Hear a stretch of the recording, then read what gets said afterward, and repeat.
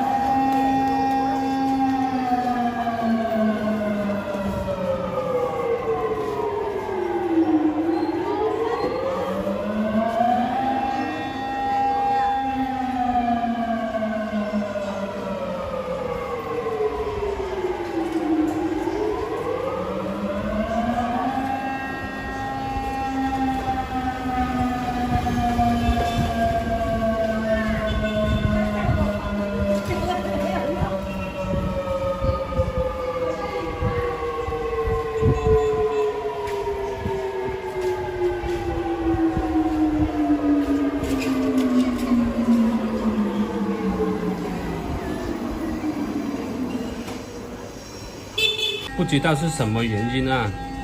大家有知道是什么原因的吗？